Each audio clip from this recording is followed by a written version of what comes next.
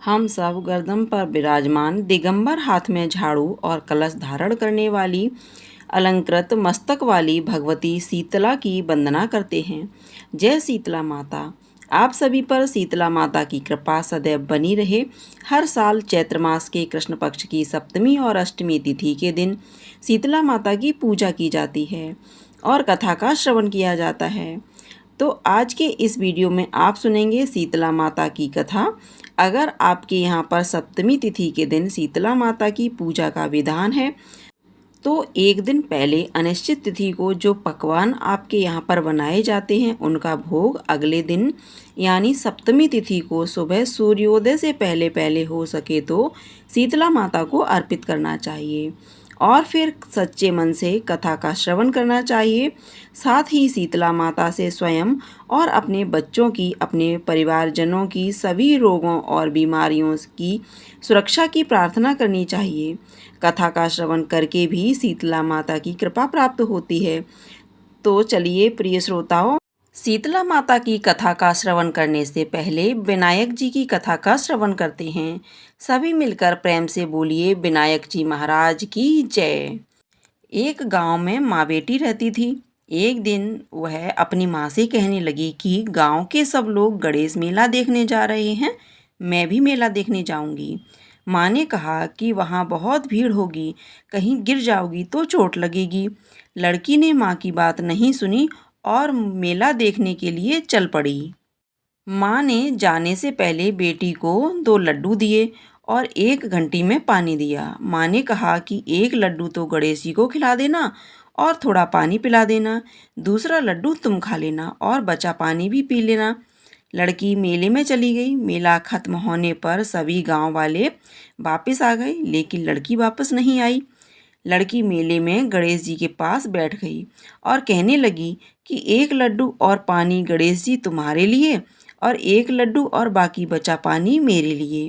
इस तरह कहते कहते सारी रात बीत गई। गणेश जी यह देखकर सोचने लगे कि अगर मैंने यह 1 लड्डू और पानी नहीं पिया तो यह अपने घर नहीं जाएगी। यह सोचकर गणेश जी एक लड़के के वेश में आए और उससे 1 लड्डू लेकर खा लिया और साथ ही थोड़ा पानी भी पी लिया। फिर वह कहने लगे कि मांगो, तुम क्या मांगती हो? लड़की मन में सोचने लगी कि क्या मांगूं, अन्न मांगूं या धन मांगूं या अपने लिए अच्छा वर मांगूं या फिर खेत मांगूं या महल मांगूं। वह मन में सोच ही रही थी तो गणेश जी उसके मन की बात को जान गए। वह लड़की से बोले कि तुम अपने घर जाओ और तुमने जो भी मन में सोचा है वह सब तुम्हें मिलेगा। लड़की घर पहुंची तो माँ ने पूछा कि इतनी देर कैसे हो गई?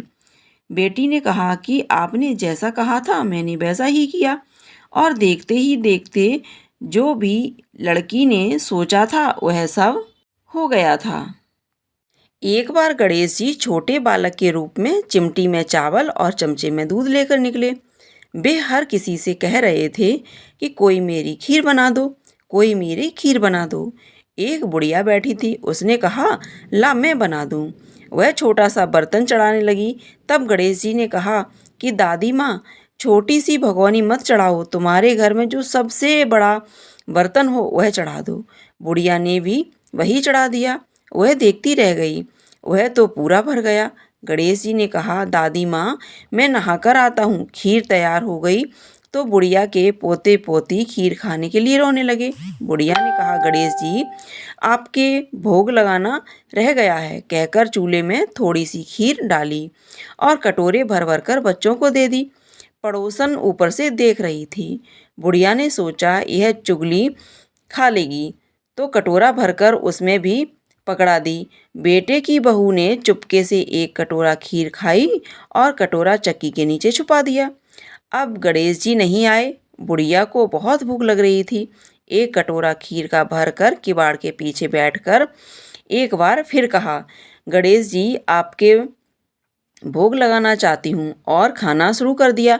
तभी गणेश जी आ गए। बुढ़िया ने कहा आजा रे गणेश, खीर खा ले रे, मैं तो तेरी ही राह देख रही थी। गणेश जी ने कहा दादी माँ, मैंने तो खीर खा ली। बुढ़िया ने कहा कब खाई?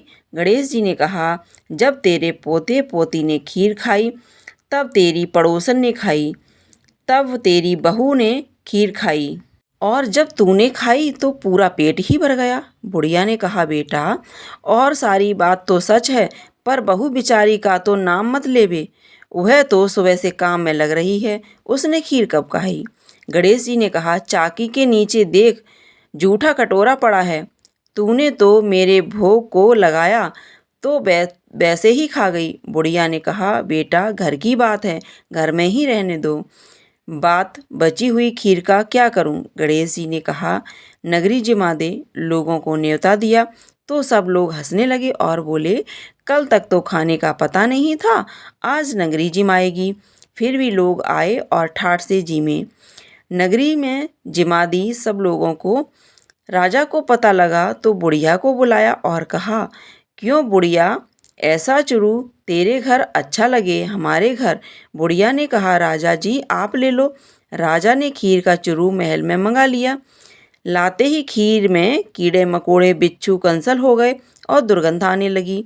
राजा जी ने कहा, बुढ़िया, चुरू वापस ले जा, जा तुझे हमने दे दिया। बुढ़िया ने कहा, राजा जी आप देते तो पहले भी कभी देते, यह चारा तो मुझे गणेश जी ने दिया है।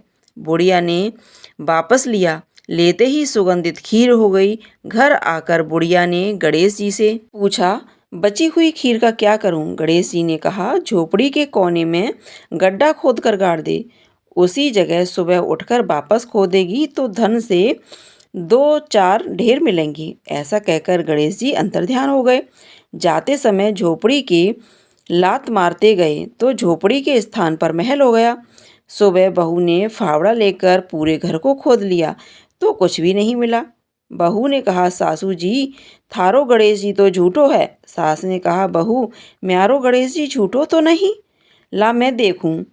वह सुई लेकर खोदने लगी तो टन टन करते 2 धन के घड़े निकले। बहू ने कहा, सासू जी, गणेश जी तो सांचो है। सास ने कहा, गणेश जी तो भगवान के भूखे हैं, भावना के भूखे हैं। हे गणेश जी, जैसा तुमने बुढ़िया को दिया वैसे सबको देना। कहानी कहने वाले, हुंकारा भरने वाले, कहानी सुनने वाले सबको देना। प्रेम से बोलिए विनायक जी महाराज की जय। अब सुनिए शीतला माता की व्रत कथा। एक बार शीतला माता ने सोचा कि चलो आज देखूं कि धरती पर मेरी पूजा कौन कौन करता है, कौन मुझे मानता है। यही सोचकर शीतला माता धरती पर राजस्थान के डुंगरी गांव में आई और देखा कि इस गांव में मेरा मंदिर नहीं है और ना ही मेरी पूजा होती है। शीतला माता गांव की गलियों में घूम रही थीं। तभी एक मकान के ऊपर से किसी ने चावल का उबला हुआ पानी मार नीचे फेंका। वह उबलता पानी शीतला माता के ऊपर गिरा, जिससे शीतला माता के शरीर में फफोले छाले पड़ गए। शीतला माता के पूरे शरीर में जलन होने लगी। शीतला माता गांव में इधर उधर भाग भाग के चिल्लाने लगीं, अरे मैं जल गई, मेरा शरीर तप रहा है, जल रहा है, कोई मेरी सहायता करो। लेकिन उस गांव में किसी ने शीतला माता की सहायता नहीं की।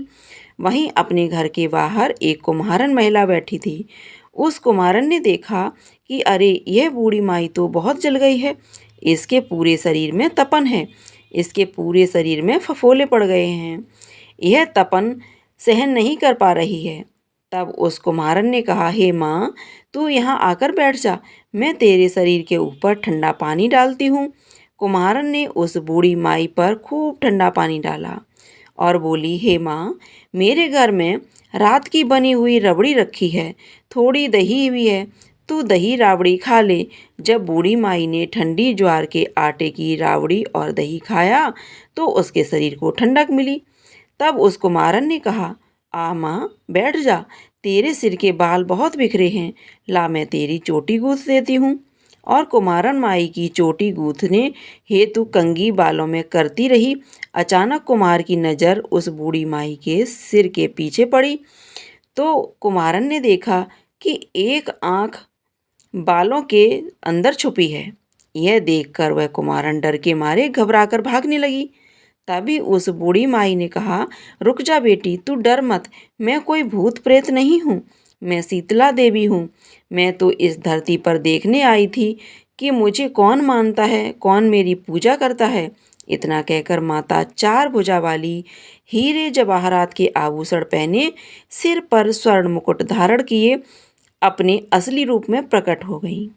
माता के दर्शन कर कुम्हार सोचने लगी कि अब मैं इन माता को कहाँ बिठाऊं। तब माता बोली, हे बेटी, तुम किस सोच में पड़ गई। तब उस कुम्हारन ने हाथ जोड़कर आंखों में आंसू बहाते हुए कहा, हे माँ, मेरे घर में तो चारों तरफ दरिद्रता बिखरी हुई है, मैं आपको कहाँ बिठाऊं। मेरे घर में ना तो चौकी है, ना बैठने का ही आसन है। तब शीतला माता प्रसन्न होकर उस कुम्हारन के घर पर खड़े हुए गधे पर बैठकर एक हाथ में झाड़ू, दूसरे हाथ में डलिया लेकर उस कुम्हारन के घर की दरिद्रता को झाड़ कर डलिया में भरकर फेंक दिया और उस कुम्हारन से कहा, हे बेटी, मैं तेरी सच्ची भक्ति से प्रसन्न हूँ। अब तुझे भी जो भी चाहिए मुझसे वर मांग लो। तब कुम्हारन ने हाथ जोड़कर कहा, हे माँ, मेरी इच्छा है कि अब आप इसी डोंगरी गांव में स्थापित होकर यहीं निवास करें।